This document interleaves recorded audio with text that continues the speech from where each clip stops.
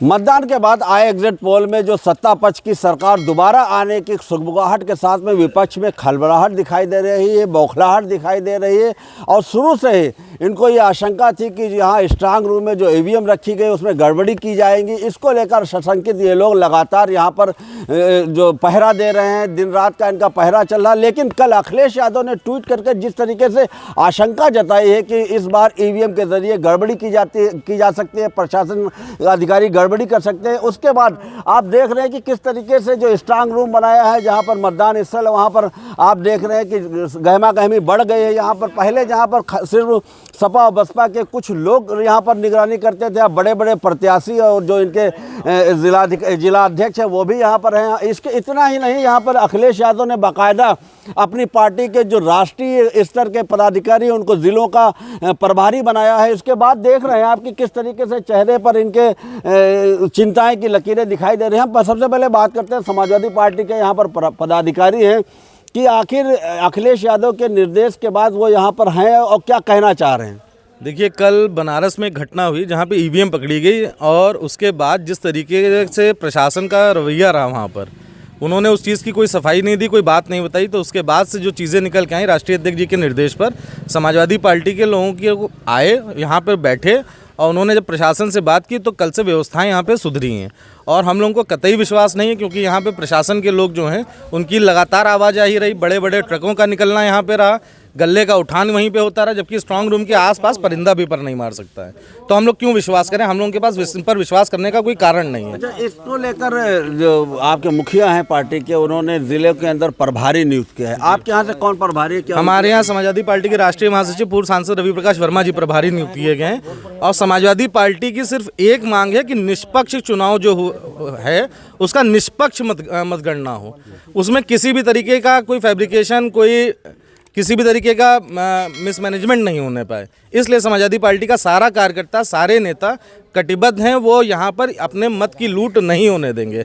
उनको से आप लोग यहाँ पर ड्यूटी कर रहे हैं? देखिए, हम लोग 23 तारीख को जिस दिन यहाँ पे चुनाव हुआ था उसके बाद से यहाँ पर 23 की रात में ही ईवीएम स्ट्रांग रूम में हम लोगों को सील कराना था।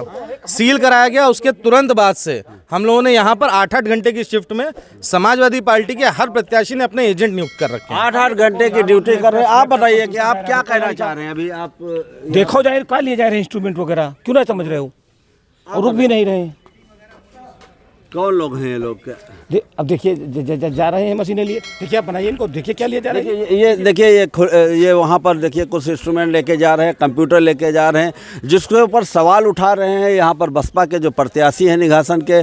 और इनका कहना है कि इसी तरीके से जो मशीनें, जो इलेक्ट्रॉनिक मशीनें, उनको लाकर इनको ये आशंका जता रहे हैं। इस बात को लेकर इनका कहना है कि चेक करेंगे उसके बाद ही। और लगातार चूँकि ये अंदर पूरा सिस्टम है यहाँ पर अंदर, यहाँ पर काउंटिंग होना, तो इस तरीके से हर टेबल पे, हर आरओ की एक टेबल पर इस तरीके से लगाया जाएगा कंप्यूटर ताकि गणना हो। लेकिन बात को लेकर विपक्ष लगातार घेरने की कोशिश कर रहा है। जिला अध्यक्ष हमारे बीच में इनसे बात करते हैं। क्या बताइए कि इस तरीके से जैसे अभी ये वो लेके गए कंप्यूटर, तो क्या लगता है कि इस तरीके से कोई इसका पता होना चाहिए कौन सी मशीन है, कौन सा इंस्ट्रूमेंट है, किस लिए जा रहा है, इसका पता होना चाहिए। हमारे साथ में बहुजन समाज पार्टी के यहाँ जो निघासन के प्रत्याशी हैं, काफ़ी तेज-तर्रार माने जाते हैं। ये समाजवादी पार्टी में दर्जा प्राप्त मंत्री भी रहे हैं, पूर्व विधायक भी रहे हैं। हाँ, इन्होंने अभी जब यहाँ पर जो कर्मचारी जो कंप्यूटर लेकर जा रहे थे उनको इन्होंने टेकने की कोशिश की। आप बताइए क्या कहना, आप बताइए क्या कहना चाह रहे हैं? बात करेंगे, बताइए आप जो अभी वो इंस्ट्रूमेंट लेकर जा रहे थे उनके ऊपर आपने सवाल उठा, क्या है? भाई इनकी आइडेंटिटी चेक होनी चाहिए ना, आइडेंटिटी कार्ड चेक होना चाहिए कि कहाँ के कर्मचारी हैं, कैसे आ रहे हैं, कैसे जा रहे हैं। अब लगातार देखिए ये मोटरसाइकिल जा रही है, इसके ऊपर देखिए बीजेपी का स्टिकर चिपटा हुआ है। देखिए आप चेक करिए, जाइए इसको लगाइए। ये तिरंगा है इनके? अरे आगे मुंह सर पे उसके लगा है यार, वो देखिए उसके जो आगे मुंह है उस पर देखिए ना बीजेपी का स्टिकर लगा है। क्या लगता है आपको यहाँ पर? देखिए भाई, मेरा मंशा ये है कि निष्पक्ष चुनाव होने चाहिए। लोकतांत्रिक प्रक्रिया अगर हिंदुस्तान में है, लोकतंत्र है, तो लोकतंत्र की रक्षा होना चाहिए। अगर लोकतंत्र में रक्षा नहीं होगी और इस तरीके से ये सब होगा तो ये ठीक बात नहीं है। पूरा देश परेशान है, लगातार घटनाएं हो रही हैं। बनारस में अभी जो है ईवीएम पकड़ी गई, कानपुर में घटना हुई है, कई जिलों में घटनाएं हो रही हैं। तो इस पर निर्वाचन आयोग को अंकुश लगाना चाहिए। बनारस में बनारस के डीएम का आ गया कि वो मशीनें जा रही थी ट्रेनिंग के लिए। क्यों भाई ट्रेनिंग के लिए जा रही थी? ट्रेनिंग के लिए जा रही थी तो कूड़े वाली गाड़ी में रख के क्यों जा रही थी भाई? अच्छी गाड़ी में क्यों नहीं जा रही थी? तो अगर इसमें हम शंका व्यक्त कर रहे हैं तो कौन सी प्रॉब्लम आ रही है? अभी आप बता रहे थे कि जो ईवीएम मशीन है उनको हैक कर सकते हैं। भाई देखिए इस पंडाल लोग बुलाए गए इस पंडाल के 50 किलोमीटर परिधि तक कोई भी 50 किलोमीटर तक ये मशीनें वहाँ से भी हैक हो जाएंगी और इनकी रीडिंग चेंज हो जाएगी। इसलिए बाहर के जो भी लोग यहाँ ठहरे हुए हैं उनकी स्पष्ट जांच होनी चाहिए। उनके साथ क्या क्या इंस्ट्रूमेंट हैं, क्या क्या सामग्री है, उसकी भी जांच होनी चाहिए और निष्पक्ष और पारदर्शी चुनाव की जो गिनती है वो होनी चाहिए। अभी आप बता रहे थे कि कहीं बाहर से आए हैं, गुजरात से आए हैं, जत्थे के आप शक्ल जाइए में। जांच करिए, आप पत्रकार हो, आप आप खुद ही खोजी आरोप लगा पत्रकार रहे हो। हैं, आप आरोप मैं लगा सही लगा रहा हूँ, गलत थोड़ी क्या लगा रहा हूँ। कह आप रहे हैं? जाइए जांच करिए। आप कितने लोग आए होंगे इस तरीके सब बाहर? करीब 80 आकर के तमाम जगह रुके हुए हैं, पूरे शहर के चारों तरफ रुके हैं। आप देखिए जाके आप। तो क्या लगता अब है? मैं अभी अलग से आपको बता भी दूंगा। नहीं, क्या लगता है कि किस तरीके से- हमको लगता है कि निष्पक्ष और पारदर्शी काउंटिंग होनी चाहिए। प्रत्याशियों को, उनके एजेंटों को, काउंटिंग एजेंटों को बेरोक टोक आने देना चाहिए। उनको लगातार उनका हैरेसमेंट किया जा रहा है। भाई पॉलिटिकल लीडर हैं, पॉलिटिकल नेता हैं और वो लोग यहाँ लगे हुए हैं और उनको आप हैरेसमेंट करेंगे तो क्या वो कोई तनख्वाह पाते हैं आपके जैसा? जैसे सरकारी नौकर जो तनख्वाह पाता है, कोई 80,000 को 1 लाख पा रहा है, ये पॉलिटिकल जो कार्यकर्ता है ये तनख्वाह नहीं पाते हैं।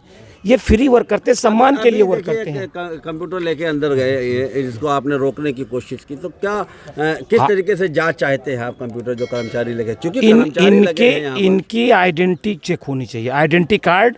और जो पॉलिटिकल लोग लगे हैं, एसपी, बीएसपी, बीजेपी के लोग जो लगे हुए हैं, उनको भी दिखाना चाहिए कि ये फला विभाग का कर्मचारी, ये इसका आइडेंटिटी कार्ड है। उसके बाद ही जाने देना चाहिए। ये बसपा प्रत्याशी भी है, इन्होंने बताया कि किस तरीके से 50 किलोमीटर की दूर तक इस तरीके की जांच होना चाहिए और कोई भी इलेक्ट्रॉनिक उपकरण नहीं लगाना चाहिए। देखिए अभी ये रमेश अग्रवाल है समाजवादी पार्टी के, इन्होंने एक बड़ी बात कही। इन्होंने कहा कि जैमर लगाना चाहिए। जी, मैं ये कहना चाहता हूँ कि अगर सरकार निष्पक्ष जांच कराना चाहती है, निष्पक्ष चुनाव कराना चाहती है, उनकी मंशा साफ है, तो जैमर लगा देना चाहिए यहाँ पर इसके इर्द गिर्द, ताकि कोई भी किसी तरह की भी हैकिंग की सुविधा किसी को ना प्राप्त हो सके और वो किसी तरह से चुनाव को वो ना कर सकें, चुनाव प्रक्रिया को धांधली प्रक्रिया में ना बदल सके। देखिए आपने एक कदम और आगे बढ़ के, अखिलेश यादव ने कहा था कि ईवीएम में गड़बड़ी की जा सकती है, आपने एक कदम और आगे बढ़कर ये कहा कि ईवीएम की जो रीडिंग है उसमें हैक करके गड़बड़ी की जा सकती है। क्या कुछ आप पार्टी के ऊपर से भी इस तरीके से कुछ नहीं, पार्टी के ऊपर से आशंका नहीं है, लेकिन ये हम सब जानते हैं, जनमानस जानता है कि किसी भी इलेक्ट्रॉनिक उपकरण को बाहर से भी कंट्रोल किया जा सकता है। ये तो कोई असंभव चीज़ है नहीं। इसके लिए बहुत सारी सुविधाएं हैं जो हम लोगों की जानकारी में भी नहीं है, वो हैं।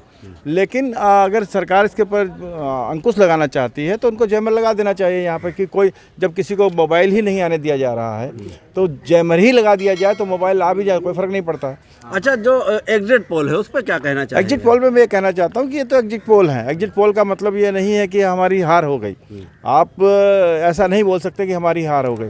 हम जनता के बीच में गए हैं, हमने काम किया है, हमको मालूम है कि हमको वोट मिले हैं, तो वो वोट किसी तरह से भी हमारे ही रह जाए, वो वोट की बदल ना जाए, उसको रोकने का हम लोग प्रयास कर रहे हैं। जैसे अभी कंप्यूटर लेके जा रहे हैं, अभी इस कंप्यूटर के माध्यम से कितना कुछ किया जा सकता है ये हम अच्छी तरीके से जानते हैं। इन कंप्यूटरों को कौन जांचेगा? क्या आपकी तरफ ये से तो कुछ टेक्निकल ये जो टीम है जो इस तरीके से जो जी नहीं, ये जांचने का काम हमारा नहीं है, ये सोचने का काम भी चुनाव आयोग का है। चुनाव आयोग को ही अपने कंप्यूटर प्रोवाइड कराने चाहिए थे। जैसे कि जिस तरह से ये दी जा रही है, मशीनें दी जा रही हैं, क्यों कंप्यूटर क्यों नहीं दिए जा रहे, क्यों बाजार से लिए जा रहे हैं? बड़ी बात इन्होंने कही, इन्होंने कहा कि प्रशासनिक जो कंप्यूटर है इन पर इनको विश्वास नहीं है और चुनाव आयोग के जो पर्यवेक्षक है उनकी निगरानी में उनके कंप्यूटर से यहाँ पर काम होना चाहिए ताकि किसी भी तरीके की गड़बड़ी की आशंका पर विराम लग सके। आप बता दें, किसान यूनियन के आप जो है पदाधिकारी हैं और एक यहाँ पर 3 अक्टूबर को जो घटना हुई थी उसके बाद किसानों का आक्रोश जो सत्ता पक्ष है उसके खिलाफ था। उसके बाद ओपिनियन जो आ रही, जो एग्जिट पोल आ रही, उसमें तो एक बार फिर दिखा रहे हैं और ख़ास करके उस इलाके में जहां किसान आंदोलन चला था